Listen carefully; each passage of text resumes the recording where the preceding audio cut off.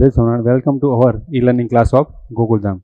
તો વિદ્યાર્થી મિત્રો, આજે આપણે ધોરણ 11 કોમર્સમાં વિષય ગુજરાતીમાં સેકન્ડ નંબરનું જે ચેપ્ટર છે ખરીમાં, જેના લેખક છે રમણલાલ વ દેસાઈ, જન્મ તારીખ 12/5/1892, અવસાન 20/9/1954. તો હવે વિદ્યાર્થી મિત્રો, આપણે જે સેકન્ડ નંબરનું જે ચેપ્ટર છે ખરીમાં, એની વિશે વિસ્તૃત આપણે સમજૂતી જોઈશું અને જે રમણલાલ વ દેસાઈ વિશે પણ આપણે એ માહિતી વિશેષ મેળવીશું. Chapter number 2 ખરીમાં. રમણલાલ વસંતલાલ દેસાઈનો જન્મ વડોદરા જિલ્લાના સિનોર ગામમાં થયો હતો. તો રમણલાલ વસંતલાલ દેસાઈનો જન્મ વડોદરા જિલ્લામાં જે સિનોર ગામ છે ત્યાં થયો હતો. જાણીતા વિવેચક વિશ્વનાથ ભટ્ટે એમને યુગમૂર્તિ વાર્તાકાર તરીકે ઓળખાવ્યા હતા. દિવ્યચક્ષુ, ભારેલો અગ્નિ, ગ્રામલક્ષ્મી ભાગ 1-4, કોકિલા, હૃદયનાથ, હૃદય વિભૂતિ એમની યશસ્વી નવલકથાઓ છે. તો વિદ્યાર્થી મિત્રો, તમે આજે કવિ પરિચય હોય છે, લેખક પરિચય હોય છે, એને પણ તમારે ખાસ ધ્યાન અને સમજવાના, કારણ કે એમાંથી પણ ઘણા પ્રશ્નો પૂછાય છે. તેમણે નવલકથા ઉપરાંત નવલિકા, એકાંકી, કવિતા, ચરિત્ર વિવેચન, પ્રવાસ તેમજ આત્મચરિત્ર જેવા સ્વરૂપોમાં પણ પુષ્કળ ખેડાણ કર્યું છે. મહારાણા પ્રતાપ, નાના ફડણવીસ, માનવ સૌરભ એમના ચરિત્ર વિષયક પુસ્તકો છે. રમણલાલ વ દેસાઈની નવલિકાઓમાં ખરીમાં વિશેષ નોંધપાત્ર બની છે. તો ખરીમાં જે છે એ નવલિકાઓમાં ખૂબ જ વિશેષ નોંધપાત્ર સ્થાન ધરાવે છે. એટલું જ નહીં, પણ ગુજરાતી નવલિકાના ઇતિહાસમાં પણ તેની ગણના થાય છે. તો હવે સમગ્ર વાર્તામાં વાત અપરમાની છે, પણ મહત્તા ખરીમાની છે. તો જે આખી સમગ્ર વાર્તા જે છે ખરીમાં, એમાં મુખ્ય વાત એ અપરમાની, જે બીજીમાં છે, જે પરાઈમાં છે એની વાત છે, પણ મહત્વ ખરીમાનું દર્શાવવામાં આવ્યું છે. રવ દેસાઈએ કુસુમા યુદ્ધના પાત્રના સૂક્ષ્મ ભાવોનું સરળ છતાં સચોટ ભાષામાં તાર્કિક ચિત્રણ કર્યું છે. તો આમાં જે મુખ્ય પાત્ર જે છે એ કુસુમા યુદ્ધ છે, અને એના પાત્ર દ્વારા સૂક્ષ્મ ભાવોનું સરળ છતાં સચોટ ભાષામાં તાર્કિક ચિત્રણ કર્યું છે. સાચા નિર્મળ પ્રેમની પ્રતીતિ કેવી અસરકારક નીવડે છે તે નવલિકાના અંત સાથે સૌ ભાવકો અનુભવી શકે છે. પ્રેમ સ્વયં ઔષધ છે. તો જે પ્રેમ છે એ સ્વયં પોતે જ એક દવા છે, ઔષધ છે. સામાજિક જીવનના અનેક વિરોધો અને વિષમતાઓને પ્રેમના ઔષધથી મિટાવી શકાય છે. તો જે જીવનમાં, સામાજિક જીવનમાં જે પણ વિરોધો છે, વિષમતાઓ છે, અસમાનતા જોવા મળે છે, એ પ્રેમના ઔષધથી મિટાવી શકાય છે. એની પ્રતિથી નવલિકા વાંચ્યા પછી તમને અનુભવાશે. હવે આપણે જે ખરીમાં વાર્તા છે એને સમજૂતી આપણે જોઈશું. નાનકડો કુસુમાયુધ આજે મૂંઝવણભર્યો આનંદ અનુભવતો હતો. તો જે નાનકડો જે કુસુમાયુધ છે એ આજે મૂંઝવણભર્યો આનંદ અનુભવતો હતો. એ પોતે આનંદ અને પોતે મૂંઝવણ પણ એમાં અનુભવતો હતો. ગમી જાય એવી સારા કપડાં ધારણ કરેલી સ્મિતભરી કોઈ યુવતી ઘરમાં ફરતી હતી. તો જે નાનકડો જે કુસુમાયુધ જે છે, જે મુખ્ય પાત્ર છે, એ આજે આનંદ અને સાથે મૂંઝવણ પણ અનુભવતો હતો, કારણ કે એમના ઘરમાં એક ગમી જાય એવી સારા કપડાં ધારણ કરેલા, પહેરેલા, એક સ્મિતભરી સ્માઇલ સાથે કોઈ યુવતી ઘરમાં ફરતી હતી. કુસુમાયુધ તેના માતા પિતા એટલો વહાલો હતો કે તેનું નામ લાંબુ પણ નવા ભરું પાડ્યું હતું. તો કુસુમાયુધ જે છે એના માતા પિતાને ખૂબ જ વહાલો હતો, તેનું નામ લાંબુ પણ નવાઈ ભર્યું પાડ્યું હતું. પરંતુ માતા એ પુત્રને લાલ લડાવવા જીવી નહીં. તેને 4 વર્ષનો મૂકીને તે સ્વર્ગવાસી થઈ ગઈ, અને ત્યાર પછી 2 વર્ષ વીતી ગયા છતાં તેની માતા પાછી આવી નહીં. તો જે કુસુમાયુધ છે એ માતાએ પુત્રને લાડ ખૂબ જ લડાવવા જીવી, લાંબુ જીવી નહીં, કારણ કે તેને 4 વર્ષનો, કુસુમાયુધ જ્યારે 4 વર્ષનો હતો એ મૂકીને તે પોતે એની માતા કુસુમાયુધની સ્વર્ગવાસ પામી હતી. અને ત્યાર પછી 2 વર્ષ વીતી ગયા છતાં પણ તેની મા પાછી આવી નહીં. મા ક્યાં ગઈ એ પ્રશ્ન કુસુમાયુધના હૃદયમાં સતત રમ્યા કરતો હતો. તો કુસુમાયુધ નાનો હતો ત્યારથી જ, જ્યારે 4 વર્ષનો હતો, એની માતા મૃત્યુ પામી હતી. તો એને એવું હતું કે મારી મા ક્યાંક ગઈ છે અને પાછી આવશે, એના મનમાં એ ચાલે કરતું. તો મા ક્યાં ગઈ એ પ્રશ્ન હંમેશા એના મનમાં, હૃદયમાં એ સતત રમ્યા કરતો હતો. કોઈ કહેતું એ તો પ્રભુના ધામમાં ગઈ. તો જ્યારે એ કોઈને કુસુમાયુધ પૂછે કે મારી મા ક્યાં ગઈ, તો કોઈ એને કહેતું કે એ તો પ્રભુના ધામમાં ગઈ છે, પ્રભુના ધામમાં, ઈશ્વરના ધામમાં ગઈ છે. તો કોઈ કહે મામાને ઘેર ગઈ, કોઈ કહે એ તો જાત્રા કરવા ગઈ છે, નોકર કહેતો તો મરી ગઈ. તો એને કુસુમાએ જ્યારે લોકોને પ્રશ્ન પૂછતો કે મારી માં ક્યાં ગઈ, તો એને અલગ અલગ જવાબ મળતા. કોઈ કહે મામાને ઘેર ગઈ, તો કોઈ કહે તો જાત્રા કરવા ગઈ, અને નોકર કહેતો એ તો મરી ગઈ. પણ મને લીધા વગર એ કેમ ગઈ? તો જ્યારે નોકર એને આ રીતના જવાબ આપતો ત્યારે કુસુમાયુદ્ધને મનમાં સવાલ થતો, પૂછતો કે એ મને લીધા વગર કેમ ગઈ? કુસુમાયુદ્ધની એ આંસુભરી ફરિયાદ સોની આંખમાં આંસુ લાવતી હતી. તો જ્યારે એ ફરિયાદ કરતો કે મને મારી એની સાથે કેમ ના લાગી, તો એ આંસુભરી ફરિયાદ સૌની આંખમાં પણ આંસુ લાવી દેતી. 1 વર્ષ સુધી એ ફરિયાદ કરીને થાકેલા બાળકે છેવટે પ્રશ્ન બદલ્યો, પણ પાછી તો આવશે જ ને. તો વારે વારે બધાને પ્રશ્ન પૂછતો કે મારી માં ક્યાં ગઈ, મારી માં ક્યાં ગઈ. એ સતત 1 વર્ષ સુધી એને એ ફરિયાદ કરી, એ પ્રશ્ન પૂછ્યો. અને પછી એ થાકેલો બાળક એ કુસુમાવત પછી એને પ્રશ્ન બદલ્યો, પણ જ્યાં ગઈ છે પણ પાછી તો આવશે ને, એ પ્રશ્ન એ ફરી કરતો. એ પ્રશ્ન સાંભળી સૌ કોઈ તેની સામે જોઈ રહેતું. જ્યારે કુસુમાયુદ્ધ એ પ્રશ્ન પૂછતો કે પણ એ પાછી તો આવશે ને, તો આ પ્રશ્ન સાંભળીને સૌ કોઈ તેની સામે જોઈ રહેતું. પછી આંખ ઉપર લુગડું ઢાંકી દેતું અને કોઈ વખત થડકતે કંઠે જવાબ આપતું, હા હા આવશે હો, જાઓ રમો. ત્યારે એને જવાબમાં મળતો કે હા હા એ તારી માં જરૂર પાછી આવશે, હવે તું જા રમ. એટલો જવાબ બાળકના અંગે અંગે સ્ફૂર્તિ પ્રેરતો. તો એને જ્યારે જવાબ એવો મળતો કે હા હા તારી માં જરૂર પાછી આવશે, તો આ જવાબ સાંભળીને એને અંગે અંગમાં સ્ફૂર્તિ આવી જતી. તે દોડતો, રમતો, હસતો. 4-5 દિવસ પછી વળી પાછો એ જ પ્રશ્ન એ પૂછાતો કે છેવટે તેણે એ પ્રશ્ન પૂછવાનું પણ ઓછું કરી નાખ્યું. તો 4-5 દિવસ થાય ને ફરીથી એ પ્રશ્ન પૂછતો કે મારી માં પાછી તો આવશે જ ને.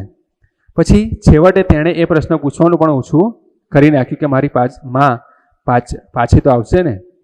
આસપાસના સર્વ મનુષ્યોએ કાવતરું કરી તેને તેની માથી વિખૂટો પાડ્યો હોય એવી માન્યતા તેના હૃદયમાં જન્મી, અને તે એકલો રમવા લાગ્યો. માત્ર રાત્રે ઊંઘમાં તે કોઈ વાર લવી ઉઠતો, માં. તો આસપાસના જાણે કે મનુષ્યોએ એને કાવતરું કંઈક કરીને કુસુમાયુદ્ધની માથી કંઈક વિખોટો અને જુદો પાડ્યો હોય એવી માન્યતા તેના હૃદયમાં જન્મી, અને એ જ જન્મી સાથે એ પોતે એકલો રમ્યા કરતો. માત્ર રાત્રે ઊંઘમાં નહીં, કોઈ વાર એ પણ એ લવી ઉઠતો, બોલી ઉઠતો કે માં. તો રાત્રે જ્યારે ઊંઘતો ત્યારે મનમાં પણ એ ક્યારેક બોલી ઉઠતો કે માં. તેનો પિતા ઝબકીને જાગી ઉઠતો, તેને શરીર હાથ ફેરવતો, તો એના પિતા સાથે સૂતા, અને જ્યારે એ ઊંઘમાં બોલતો કે માં, ત્યારે એને પિતા ઝબકીને જાગી ઉઠ અને એને શરીરે હાથ ફેરવતા. એકાએક તેણે સુંદર મુખવાળી કોઈ સ્ત્રી ઘરમાં જોઈ. તો આ બધું થતું એની માં એની પાસે નથી, પણ એક સુંદર મુખવાળી એના ઘરમાં એક સ્ત્રી જોઈ. માનું મુખ કોઈ પણ દેખાવડી યુવતીમાં જોવા તે મથતો. જ્યારે પણ કોઈ દેખાવડી સ્ત્રી યુવતીને જુએ તેની માનું મુખ એમાં શોધતો, એ જોવા મથતો. માના સરખું લુગડું પહેર્યું હોય એવી સ્ત્રીને ધારીને જોતો. જ્યારે એની માના જેવું જ કપડું જો કોઈ પહેર્યું હોય, લુગડું પહેર્યું હોય, ત્યારે એ સ્ત્રીને ધારીને ટગીને જોયા કરતો. એવી કોઈ સ્ત્રી મળવા આવી હોય તેને ઘરમાં રહેવા આગ્રહ કરતો. જ્યારે એની મા જેવી કોઈ સ્ત્રી ઘરમાં આવી હોય ત્યારે એને ઘરમાં જ એ પોતે રહે એવો આગ્રહ પોતે કુસુમાયુદ્ધ કરતો. માની નજરનો ભૂખ્યો બાળક આમ તેની સમજ પ્રમાણે માની શોધખોળ કર્યા કરતો. તો માની નજરને પોતે બાળક કુસુમાયુદ્ધ ભૂખ્યો હતો કે એને એની મા જ જોતી હતી, તો એ તેની સમજ પ્રમાણે માની શોધખોળ કર્યા કરતો હતો. બીજી સ્ત્રીઓ આવીને જતી રહેતી. આ સ્ત્રી તો પાછી બધાની માફક નાસી નહીં જાય ને. તો ઘણીવાર એના ઘરમાં, કુસુમાયુદ્ધના ઘરમાં સ્ત્રીઓ આવતી અને પોતે સ્ત્રીઓ આવીને જતી રહેતી. તો આ સ્ત્રી એટલે કે જે નવી સ્ત્રી આવી છે, દેખાવડી જે સ્ત્રી છે, જે નવી સ્ત્રી આવી છે ઘરમાં, એ સ્ત્રી શું પાછી બધાની માફક નાસી નહીં જાય, જતી નહીં રહે ને, એવો પ્રશ્ન એના મનમાં થયા કરતો. એ વિચારે તેને ગભરાયો. આ વિચારથી પોતે ગભરાયો. સૌની માફક આ યુવતીએ પણ તેને પાસે બોલાવ્યો. તેણે 2-4 પેટીઓ પોતાના સુવાના ઓરડામાં ગોઠવાવી. તો જે બીજી સ્ત્રીઓ એને બાળકને એ કુસુમાયુદ્ધને પાસે બોલાવતી, એ રીતના સૌની માફક આ યુવતીએ પણ એ કુસુમાયુદ્ધને પાસે બોલાવ્યો. તેણે 2-3 પેટીઓ એટલે કે સાથે પેટીઓ હતી એ પણ પોતાના સુવાના ઓરડામાં ગોઠવાવી. તે ઉપરથી એને લાગ્યું કે ખરું કે આ સ્ત્રી બહુ ઝડપથી નાસી નહીં જાય, છતાં ખાતરી કરવા તેણે પૂછ્યું, તમે અહીં રહેશો કે જતા રહેશો? તો જ્યારે એ પેટીઓ એના રૂમમાં સુવાના ઓરડામાં ગોઠવાવી એ ઉપરથી કુસુમાયુધને લાગ્યું કે આ સ્ત્રી બીજી સ્ત્રીઓના જેમ ઝડપથી અહીંથી નાસી જશે નહીં. છતાં ખાતરી કરવા માટે તેણે એ નવી સ્ત્રીને પૂછ્યું, તમે અહીં રહેશો કે જતા રહેશો? પેલી યુવતીએ હસવું આવ્યું. જ્યારે પેલા કુસુમાયુધે પ્રશ્ન પૂછ્યો કે તમે રહેશો કે જતા રહેશો, તો પેલી યુવતીને હસવું આવ્યું. એણે સામો પ્રશ્ન કર્યો, તમને શું ગમશે, હું રહું કે જાઉં તે? તો એને પણ એ સ્ત્રીએ પણ સામે કુસુમાયુધને સવાલ કર્યો કે તમને શું ગમશે, હું અહીં રહું કે અહીંથી જાઉં? તમને શું ગમશે? અહીં રહો તે જ ગમે, કુસુમાયુધે જવાબ આપ્યો. તો કુસુમાયુધે કીધું કે તમે અહીં રહો એ જ મને વધારે ગમશે, આવો જવાબ આપ્યો. તેને સમજ પડી નહીં કે આ સ્ત્રી તેને બહુવચનથી શા માટે સંબોધે છે. તો એને જ્યારે તમને એટલે કે તમને કીધું અને બહુવચનથી બોલાવ્યો તો એને સમજણ પડી નહીં. તે સ્ત્રીએ કુસુમાયુધને થોડા રમકડા આપ્યા, સારા કપડાં પહેરાવ્યા, માથું ઓળી આપ્યું, પોતાની સાથે જમવા બેસાડ્યો. બાળકને બહુ નવાઈ લાગી. જ્યારે પેલી સ્ત્રીએ કુસુમાયુધ સાથે રમકડા આપ્યા, કપડાં પહેરાવ્યા, માથું ઓળી આપ્યું, પોતાની સાથે જમવા બેસાડ્યો, તો બાળકને આ બધું જોઈ ખૂબ જ નવાઈ લાગી. આવી સ્ત્રી કોણ હશે? કેમ આવી હશે? કુસુમાયુધ તેની આસપાસ ફરવા લાગ્યો. જ્યારે આ બધું થવા લાગ્યું તો એને પણ સવાલો થવા મનમાં લાગ્યા કે આ સ્ત્રી કોણ હશે, કેમ આવી હશે? કુસુમાયુધ તેની આસપાસ જ ફરવા લાગ્યો.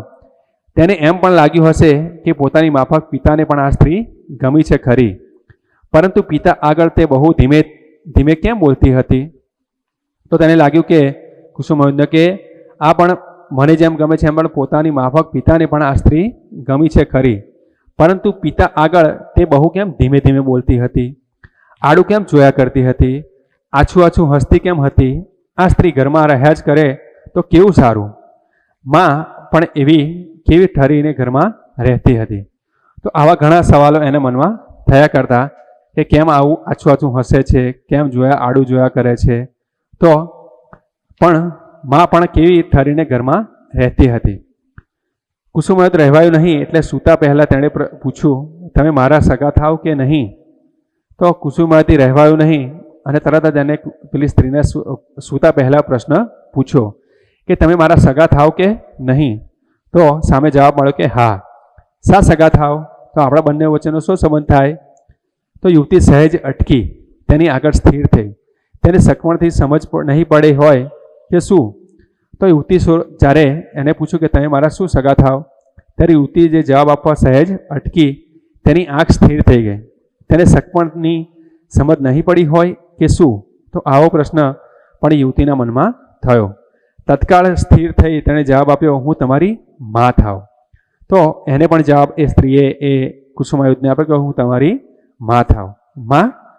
તો ફરીથી કુસુમાયુધને પણ એ સવાલ થયો કે મા થાવ? કુસુમાયુધના હૃદયમાં અનેક વિચારો આવી ગયા. સકપણ સાંભળતા બરોબર તેને એક વખત તો એમ જ થયું કે માની કોટે બાજી પડું, પરંતુ કોણ જાણે કેમ કે એવી ચેષ્ટા કરી શક્યો નહીં.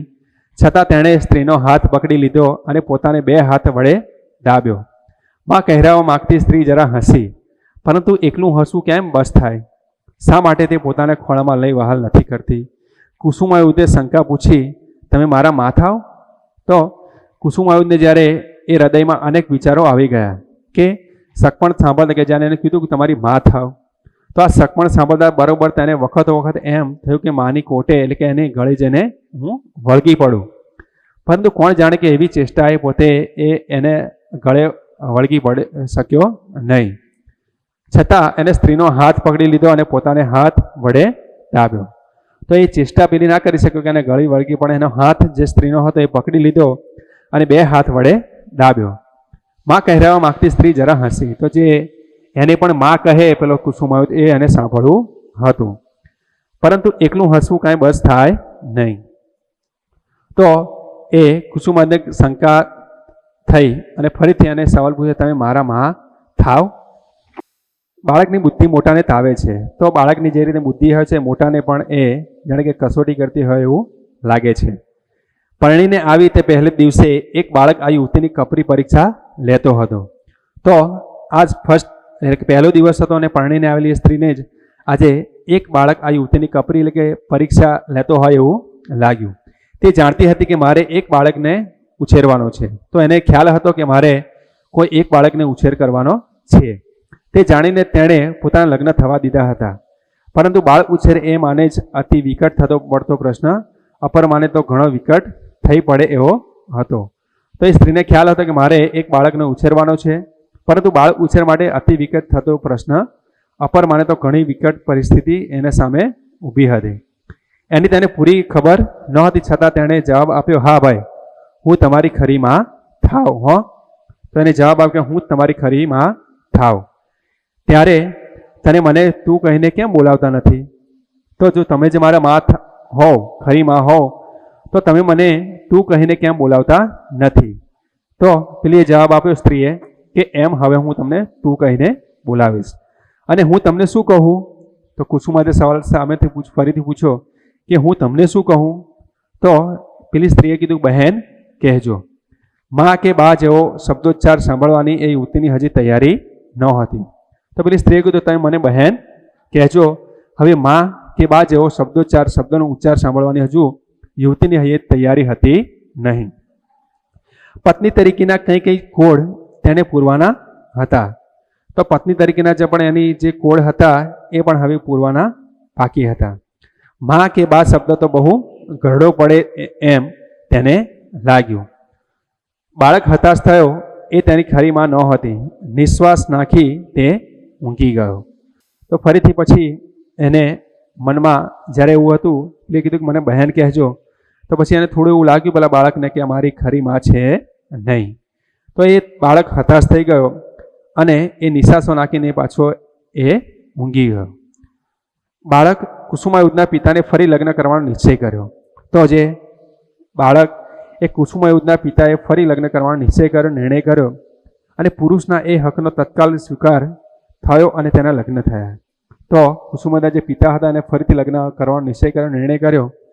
તો એના તત્કાલ સ્વીકાર થયો અને ફરીથી એના લગ્ન થયા. પુરુષ સમજણો હતો. તેણે પરણમાં તૈયાર થયેલી યુવતીને કહી દીધું કે ગત પત્નીના પુત્રને પોતાના પુત્ર તરીકે તેણે ઉછેરવો પડશે. તો એણે સૌ પ્રથમ લગ્ન જે બીજી વાર લગ્ન કરવાના હતા એ સ્ત્રી સાથે પણ એને ચોખવટ કરી દીધેલી કે તારે ગત પત્નીનો જે મારી પહેલી પત્ની હતી એના પુત્રને તારે પોતાના પુત્ર તરીકે જ ઉછેરવો પડશે એવી નક્કી કરેલું. યુવતીએ તે કબૂલ કર્યું કે હા, મને તમારી શરત મંજૂર છે, મને વાત મંજૂર છે. એક પ્રકારના ઉત્સાહથી કબૂલ કર્યું અને ઘરમાં આવી માતૃભાવ ભૂખ્યા કુસુમાયુધને પોતાના જ પુત્રની માફક ઉછેરવાનો પ્રામાણિક પ્રયત્ન તેણે આદર્યો. તો એને પણ એ ઉત્સાહ હતો અને ઘરમાં જે માતૃભાવ ભૂખ્યા એટલે કે કુસુમાયુધ જે એને માતૃભાવથી પ્રેમથી એ વંચિત હતો એવા કુસુમાયુધને પોતાના જ પુત્રની માફક ઉછેરવાનો પછી પ્રામાણિક એને નિર્ણય કર્યો. પ્રયત્ન હવે તેને ચાલુ કર્યો. કુસુમાયુધ હવે ઉઠશો કે 7 વાગી ગયા. ધીમેથી તે બાળકને જગાડતી. તો સવાર પડતી ત્યારે જ કુસુમાયુધને એ કહેતી કે ઉઠશો કે 7 હવે વાગી ગયા. ધીમેથી તે બાળકને એ નવી સ્ત્રી જગાડતી. હવે માથામાં ધૂપેલ નાખવું જોઈએ. બાળક તેની પાસે બેસી વાળ ઉડાવતો. તો એ માથામાં એને ધૂપેલ નાખવાનું પણ કહેતી અને બાળક તેની પાસે જ વાળ બેસીને ઉડાવતો. હવે નાહી લો. કુસુમાયુધ નાહી લેતો. તો જ્યારે એ નવી સ્ત્રી એને કહેતી કે નાહી લો, એ પછી કુસુમાયુધ એ સાંભળીને એ પોતે નાહી લેતો. ભાઈ હવે ઉઠી જાઓ, 2 કરતાં વધારે રોટલી ન ખવાય. માતાની આજ્ઞા પાળી બાળક ઉઠી જતો. તો જ્યારે એ બંને ખાવા બેસતા ત્યારે એ ભાઈ કહીને એને બોલાવતો અને બોલાવતી સ્ત્રી અને કહેતી કે 2 કરતાં વધારે રોટલી ન ખવાય. તો જ્યારે આવું માતા કહેતી એ બાળકને કુસુમાયુધને તો એનું આજ્ઞા પાળીને એ પોતે બાળક ત્યાંથી ખાતો ઉઠી જતો. બહુ દોડવું નહીં હો. બાળકના પગ યાજ્ઞા થતાં એ અટકી જતા. જ્યારે એની માં કહેતી કે હવે વધારે દોડવું નહીં ત્યાં જ એ પોતાના પગ થંભાઈ દેતો એ ત્યાં ઊભો રહી જતો અને ચીસ પાડીને બોલાય જ નહીં તો બાળકના અણુ અણુમાં ઉભરાતો ઉત્સાહ સમી જતો. તો એ જ્યારે કહેતી કે ચીસ પાડીને કે વધારે બોલાય નહીં, ત્યારે પણ એ બાળકના આણુમાં ઉભા ઉત્સાહ એ થંભી જતો. બાળકને રીતસર ઉછેરવાની તીવ્ર વૃત્તિ અપરમાના જાગૃત થઈ ગઈ.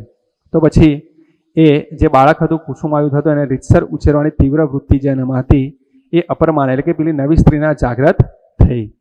બાળક સુખી અને સારો થાય એ માટે તેણે ભારે જહેમત લેવા માંડી. તો એ જે નવી સ્ત્રી હતી એ બાળક સુખી કેવી રીતના થાય, સારો થાય એ માટે તેણે પણ ઘણી મહેનત એ કરવા માંડી. બાળક સારો થતો ચાલ્યો, આજ્ઞાધારક થતો ચાલ્યો, પરંતુ તેને ખરેખર શંકા થવા લાગી કે માં આવી હોય. તો બાળક ધીરે ધીરે સારો થતો ચાલ્યો, જે માં કહેતી એ બધું એ પોતે માનતો, પરંતુ તેને ખરેખર શંકા થવા લાગી એના મનમાં કે માં આવી હોય. આકાશમાં ઉડતું કલોલતું પક્ષી એકાએક આજ્ઞાધારી વિમાન બની જાય અને જે સ્થિતિ અનુભવે તે સ્થિતિ કુસુમાયુધની થઈ. તેના કપડામાં સ્વચ્છતા આવી, તેની ગતિમાં સ્થિરતા આવી. ગૂંચવનારી પ્રશ્ન પરંપરાને બદલે ડહાપણ ભરી શાંતિનો એણે સૌને અનુભવ કરાવ્યો. અને આખો દિવસ પગ ન વાળતો ધાંધલીયો છોકરો નિશાળે જવાની પણ હા પાડવા લાગ્યો. તો જે પોતે સૌને કંઈક જે હંમેશા અનેક પ્રશ્નો એના મનમાં રહે કરતા એ દહેપણ ભરી શાંતિનો ધ્યાન સૌને અનુભવ કરાવ્યો. અને આખો દિવસ જે પગ ન વાળતો એ હવે છોકરો નિશાળે પણ જવાની હા પાડવા લાગ્યો. માત્ર તેનું શરીર સુકાતું ચાલ્યું. આ કુસુમાયુધ બિલકુલ લોહી લેતો નથી. તો એને સતત એનું જે શરીર હતું હવે સુકાતું ચાલતું, એ થોડો બીમાર જેવો લાગતો. આ કુસુમાયુધ જે હતો, જે બાળક હતો, એ બિલકુલ લોહી લેતો નથી. ડૉક્ટરને પૂછો ને અપરમાને ચિંતા થઈ. તો એ થોડો એનું જે શરીર હતું કુસુમાયુધને થોડું સુકાતા ચાલતું. તો જે નવી સ્ત્રી હતી અપરમાં જે હતી એને ચિંતા થવા લાગી. પિતાને વધારે ખાતરી થઈ કે મા પોતાની ફરજ બરાબર બજાવે છે. તો જે પિતા હતો કુસુમાયુધનો એને પણ એને ખાતરી થઈ કે આ જે નવી મા જે છે, અપરમાં જે છે, એ આ મારા બાળકનું બરાબર ધ્યાન રાખે છે. તેણે સારા ડૉક્ટરને બોલાવ્યો. ડૉક્ટરે કુસુમાયુધને જોઈ મત આપ્યો, કાંઈ ખાસ વિક્રિયા નથી, આ દવા આપો. તો જ્યારે ડૉક્ટર આવ્યા અને જ્યારે ડૉક્ટરે એ કુસુમાયુધને જોઈને કહ્યું, મત આપ્યો કે કાંઈ ખાસ ચિંતા કરવાની જરૂર નથી, આ દવા એને આપો. માએ દવા કાળજીપૂર્વક પાવા માંડી. તો જે એની સગીમાં જે રીતના બાળકને દવા પાય એ જ રીતના અપર માએ પણ એ કુસુમાયુધને દવા પાવા માંડી. બાળકને લાગ્યું કે ગંદી દવા પીવી એના કરતાં માંદા રહેવું એ વધારે સારું છે. તો બાળક જે રીતના દવા પીતો ત્યારે એને એવું થતું કે ગંદી દવા પી એના કરતાં માંદા રહેવું, બીમાર રહેવું વધારે સારું છે. તો સ્વાભાવિક છે કે નાના બાળકોને દવા પીવી ગમતી નથી. તો છતાં માની શિખામણ અને આગ્રહ આગળ તેણે પોતાના મતને કચડી નાખ્યું. તો જે રીતના એની મા જે અપરમાં હતી એની માની શિખામણ કે દવા તો પીવી જ પડે, જેને આગ્રહ હતો એ આગળ જેની પોતાના મતને એને કચડી નાખ્યો. ભાઈ આટલી દવા પી લો પછી રમવા જાઓ, માં કહેતી. જ્યારે કુસુમાયુધ બીમાર હતો ને ત્યારે એ દવા પીવાની ના પાડે અને કહેતી કે ભાઈ આટલી દવા તમે પી લો અને પછી જ રમવા જાઓ. બહેન એ તો નથી ભાવતી. અને કુસુમાયુધ પણ એ નવી સ્ત્રીને બહેન કરીને બોલાવતો. એ મને કહે છે નથી ભાવતી. ન ભાવે તોય એ તો પીવી પડે. કેમ? ડૉક્ટર સાહેબે કહ્યું છે, એમના કહ્યા પ્રમાણે કરવું જોઈએ. હાસ તો તે બધાના કહ્યા પ્રમાણે કરવું જોઈએ. મોટા કહે તે પ્રમાણે નાનાએ કરવું જોઈએ. ન કરીએ તો માદા પડાય. હું માદો પડ્યો છું?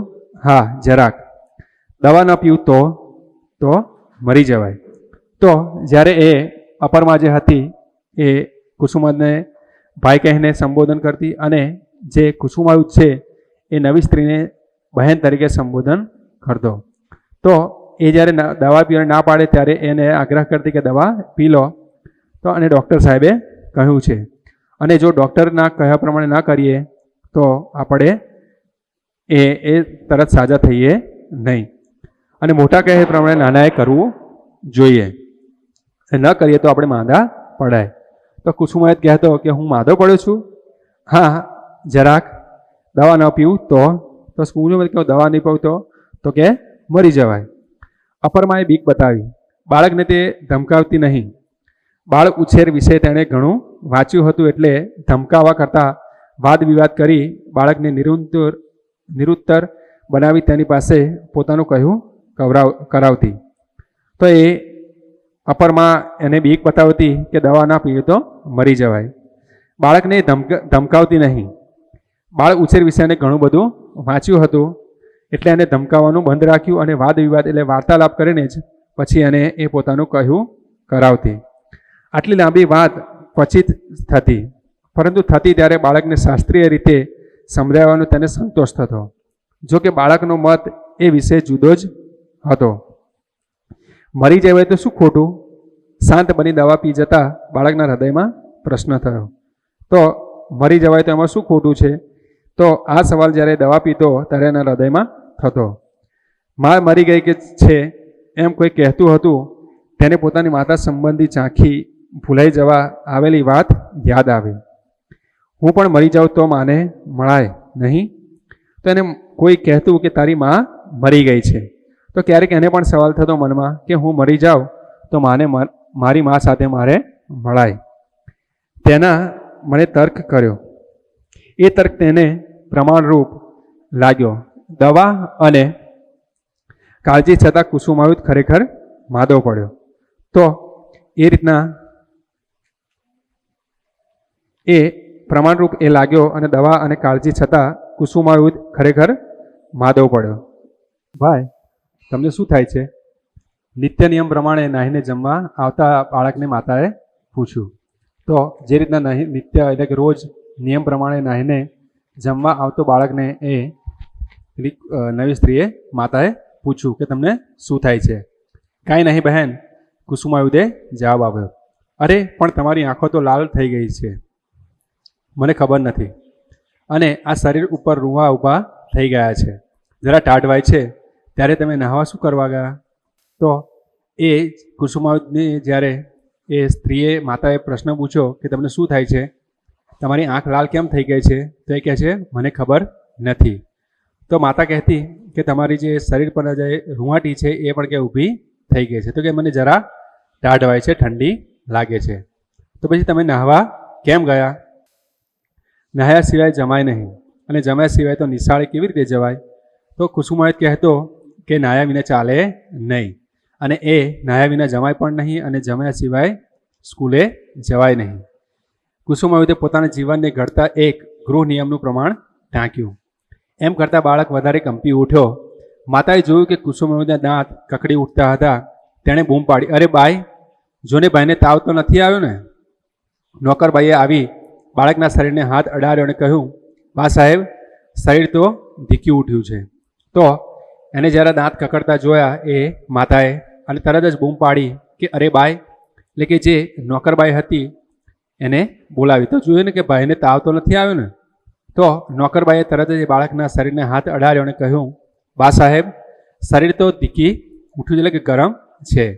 આમ એકદમ સાથી થયું. હું નવરાત્રિ હતી ત્યારે મને શરીર જરા ઊનું લાગતું હતું, થોડું શરીર ગરમ લાગતું હતું. ત્યારે તે નવરાવ્યું શું કામ? તો એને નવડાવવાની શું જરૂર હતી? મારા મનમાં કે અમસ્તું જ હશે. જા પથારી પાથરી ભાઈને સુવડાવી દે, બરાબર ઓઢાડજે, હું ડૉક્ટરને બોલાવું. તો તરત જ પછી એને નોકરબાઈને કીધું કે એને પથારી કરે અને ભાઈને સુવડાવી દે, હું અને બરાબર ઓઢાડજે, હું ડૉક્ટરને બોલાવું છું. પણ બહેન, મારી નિશાળનું શું? તો કુસુમાયુધ આ સાંભળીને તરત જ કહે કે બહેન, મારી નિશાળે જવાનું શું? નોકરબાઈના હાથમાં ઉચકાતા કુસુમાયુધે પૂછ્યું. માતાને આ બાળકની નિયમ ભક્તિ જોઈ દયા આવી. તે બોલી ઉઠી, ભાઈ. નોકરબાઈ બાળકને ઉચકીને લઈ ગઈ. તો જ્યાં પથારી હતી તો નોકરબાઈ જે છે બાળકને એટલે કે કુસુમાયુધને ઉચકીને લઈ જાય છે. માતા બબડી ઉઠી, એટલે કે જેની માતા હતી નવી માં એ પોતે બબડી ઉઠે છે અને બોલે છે, ભાડુતી માણસો અને એમને શી કાળજી? શરીર ઊનું હતું ત્યારે નવરાવ શું કામ? પણ નોકરને શું? તો એની જે નવી માતા હતી એ પોતે બબડી ઉઠે છે અને જે નોકરબાઈ છે એને મનમાં ને મનમાં બોલે છે કે જે ભાડુતી માણસો છે એમને કાળજી જ છે. જો કુસુમાયુધનું શરીર ગરમ હતું તો એને નવરાવ્યું જ શું કામ? પણ નોકરને શું? થોડી વારમાં ભાડુતી નોકર પણ આવી પહોંચ્યા. ભાડુતીબાઈના હવાલાને બદલે નાખીથી ક્ષણો પૂરતો હવાલો અપરમાએ લીધો. બાળકને તાવ કેમ આવ્યો, ક્યારે આવ્યો વગેરે હકીકતો તેણે ડૉક્ટરને કહી. સુવા મથતા બાળકની આંખોમાં પોપચા ડૉક્ટરે ખેંચી ઉગાડ્યા. તેની બગલમાં થર્મોમીટર ખોસી દીધું. બાળકને તેમણે છતું કર્યું અને ઊંધું સુવડાવ્યું અને તેની છાતી, પેટ તથા વાસામાં તડિંગ તડિંગ આંગળા ઠોક્યા. ઉથલા ઉથલી પૂરી કરી ડૉક્ટરે દવા લખી આપી અને જરૂર પડે ફરી બોલાવવાનું ધીરજપૂર્વક સૂચન કરી તેઓ ચાલે ગયા. તો જે ભારતીય ડૉક્ટર આવ્યા હતા તેમણે એ કુસુમાયુધને જોયો અને થર્મોમીટર મૂકી જે પણ એને ટ્રીટમેન્ટ કરવાની હતી કરી અને દવા લખી આપી અને કીધું કે જરૂર પડે તો મને ફરી બોલાવવાનું કહ્યું. એ સૂચન આપી તેઓ ત્યાંથી ચાલ્યા ગયા.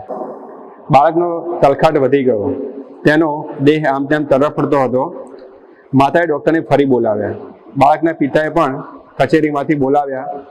પતિ પત્ની બાળકની પાસે ઉઠ્યા નહીં. રાત્રે માએ જમવાનું પણ માંડી વાળ્યું. તો ધીરે ધીરે જે બાળકનો તલખાટ વધી ગયો હતો એટલે જેમાં તેનો તાવ હતો એ પણ વધવા માંડ્યો અને એનો જે દેહ એટલે કે શરીર આમ તેમ તરફડતો હતો. માતાએ ડૉક્ટરને ફરી બોલાવ્યા. તો જે ભારતીય ડૉક્ટર હતા તો માતાએ ફરીથી એમણે બોલાવ્યા. બાળકના પિતાને પણ કચેરીમાંથી બોલાવી દીધા. તો જે કુસુમાવતના જે પિતા હતા તેમને પણ એ કચેરીમાંથી બોલાવવામાં આવ્યા અને પતિ પત્ની બંને બાળકની પાસેથી ઉઠ્યા નથી. તો તેઓ પતિ પત્ની બંને એ બાળકની પાસે જ એ રહેવા લાગ્યા અને રાત્રે માએ જમવાનું પણ માંડી વાળ્યું. તો કુસુમાવતને જે રીતના તાવ વધતો હતો એની ચિંતામાં માએ પોતે જમવાનું પણ માંડી વાળ્યું. બાળકના માથા ઉપર સતત બરફ મૂકવાનો ડૉક્ટરનો હુકમ હતો. તો ડૉક્ટરે એ રીતના પણ કીધેલું કે આ બાળકના માથામાં સતત એ તમે બરફ મૂકતા રહેજો. તો એનું હુકમનું પાલન પણ થતું. ડૉક્ટર હુકમ આપતી વખતે હુકમ પાળવાની શક્યતાઓ ભાગ્યે જ વિચાર કરે છે. નોકરો બરફ મૂકી કંટાળે અને બાળકના માથા ઉપર ઝોકા ખાવા લાગ્યા. તો નોકરો જે છે એ પોતે એ બાળકના માથા ઉપર બરફ મૂકી પોતે તે કંટાળી ગયા અને એ પોતે નોકર પણ એ ઝોકા ખાવા લાગ્યા. માતાએ નોકરોને સુવાડી દીધા અને બરફ ફેરવવાનું પોતે શરૂ કર્યું. તો એ માતાએ જે નવી માતા હતી એમણે એ નોકરને કીધું તમે સૂઈ જાઓ અને પોતે જ પછી એ બાળકના માથા ઉપર બરફ મૂકવાનું શરૂ કરી દીધું. ફરજ બજાવતા મથતી માતાને એમાં કાંઈ ભારે કામ લાગ્યું નહીં. રાતના 12 વાગ્યા સુધી તેણે વગર આંખ મીચે બાળકને માથે બરફની થેલી ફેરવ્યા કરી પછી તેના પતિએ આગ્રહ કરીને તેને સુવાડ્યું અને તે પોતે પુત્રની શુશ્રૂષા રોકાયો. તો એ રીતના માતાએ પોતે એ બાળકના માથા ઉપર પછી સતત એ બરફના પોતા મૂકતા રહેતી હતી અને એને આંખ મીચી નહીં. એ પછી એના પતિના આગ્રહથી એને પછી એ માતાને સુવાડી. માતાને કોણ જાણે કેમ ઊંઘ ના આવી. તો એ માતાને એના બાળકની ચિંતામાં ઊંઘ આવી નહીં. જરા વાર થઈ અને બાળકે ચીસ પાડી, ઓ માં! અપરમાં પથારીમાંથી એકદમ ઉઠીને બેઠી થઈ ગઈ. અડધડ પુરુષના હાથમાંથી થેલી તેણે લઈ લીધી અને તે પછી પોતે બાળક પાસે બેઠી. તો જે બાળક હતું એ પોતે જરા વાર થઈ અને બાળકે મોટેથી ચીસ પાડી, ઓ માં! તો જે અપરમાં હતી નવી સ્ત્રી જે હતી એ પથારીમાંથી એકદમ ઉઠીને બેઠી થઈ ગઈ અને પુરુષ જે એને પતિ હતો એના હાથમાંથી એ બરફની થેલી લઈ એ પોતે જ બાળક પાસે બેસી ગઈ. રાત્રિના એકાંતમાં ફરી બાળક લવી ઉઠ્યો, માં! તો ફરીથી પછી રાત્રિના એકાંતમાં ફરીથી એ બાળક પોતે ચીસ પાડી, માં! ઓ દીકરા! એમ જીભે આવેલા શબ્દ માતાએ ઉચ્ચાર્યા નહીં. તેને જરા શરમ આવી. તેણે માત્ર એટલું જ પૂછ્યું, કેમ ભાઈ, શું છે? બાળકે આંખ ઉગાડી અને અપરમાં સામે જોયો. તો બાળકે પોતે કુસુમાયુધે પોતાની આંખ ઉગાડી અને જે અપરમાં હતી નવી સ્ત્રી હતી એની સામે જોયું. તમે નહીં કહી બાળકે આંખ મીચી દીધી. એટલે કે છે જે બાળકે આંખ ઉગાડીને અપરમાં સામે જોયું અને કીધું કે તમે નહીં એમ કહી એ બાળકે પોતાની આંખ મીચી દીધી. બૂમ પાડીને એ તો માને બૂમ પાડી. આંખ ખોલ્યા વગર બાળકે કહ્યું. એટલે કે મેં તમને બૂમ નહીં પણ મારી માને મેં બૂમ પાડી છે. આંખ ખોલ્યા વગર આ બાળક બોલ્યો. તે હું જ માં છું ને? માતાએ કહ્યું. તો અપર માએ પોતે જ પછી એને જવાબ આપ્યો કે હું જ તારી માતા છું. બાળકે ફરી આંખ ઉગાડી માતા તરફ તાકીને જોયું. તો ફરીથી કુસુમાયુધે પોતાની આંખ ખોલી અને માતા તરફ એને તાકીને જોયું. હા, પણ હું તો મારી ખરી માને બોલાવું છું. એટલે બાળકે કીધું, હા તમે મારી માં ખરા, માતા ખરા, પણ હું મારી જે ખરી માં છે એને બોલાવું છું. અપરમાનું હૃદય ધડકી ઉઠ્યું, તેના હૃદયમાં ચીરો પડ્યો. હજી આ બાળકને હું ખરી માતા સરખી નથી લાગતી. તો જે અપરમાં હતી, નવી જે સ્ત્રી હતી, એનું હૃદય ધડકી ઉઠ્યું અને મનમાં જ એને લાગ્યું કે આ જે બાળક છે એને હું ખરી માં લાગતી નથી. તેણે કહ્યું, તે હું જ વળી ખરી માં છું. તો અપરમાએ કીધું કે હું જ તારી ખરી માં છું. ખરી માં મને તું કહેતી હતી, તમે નહીં. તો બાળકે એને કીધું કે જે મારી ખરી માં હતી એ મને તું કહીને બોલાવતી હતી, તમે કહીને બોલાવતી નથી. મેં ક્યારે તને તમે કહીને બોલાવ્યો? માતા જૂઠું બોલ્યું. તો અપરમાએ ફરીથી એને જૂઠું બોલીને કીધું કે મેં તમને ક્યારે તમે કહીને બોલાવ્યો નથી, પણ મારી ખરી માં તો મરી ગઈ છે ને. તો બાળક કહે છે કે મારી જે માં છે ખરી માં, એ તો મરી ગઈ છે ને, તે હું આવી જોતો નથી. કેમ? ઓ દીકરા, તારે માટે. અપરમાં ખરી માં બની ગઈ. તેણે બાળકના મુખ ઉપર પહેલું ચુંબન લીધું. તેના હૃદયમાં માતૃત્વનો પાતાળ કૂવો ફૂટી નીકળ્યો. બાળકની નાની પગલની અને તે પોતે સૂતી અને બાળકને તેને છાતી સરસો લીધો. બાળકને આ ઉમળકાનો ઊંડો અર્થ સમજવાની જરૂર ન હતી. તે તો એટલું જ સમજો કે આમ છાતી સરસી ચાંપીને ખરીમાં જ સૂવે. તો અપરમાએ પણ પોતે એ કુસુમાયુધને પોતાને છાતી સરસો ચાંપીને એ સાથે જ સુવડાવ્યો અને પછી એને બાળકને પણ પોતે સમજાવ્યું કે ખરી માં જ એ આ રીતને મને સુવડાવે. ખરી માને બાજીને કુસુમાયુધ ગાઢ નિદ્રામાં પડ્યો. એ પછી એ પોતાની ખરી માને બાજીને કુસુમાયુધ પોતે ગાઢ નિદ્રામાં સૂઈ ગયો. તેના દેહને બાળતો અગ્નિ શાંત પડી ગયો.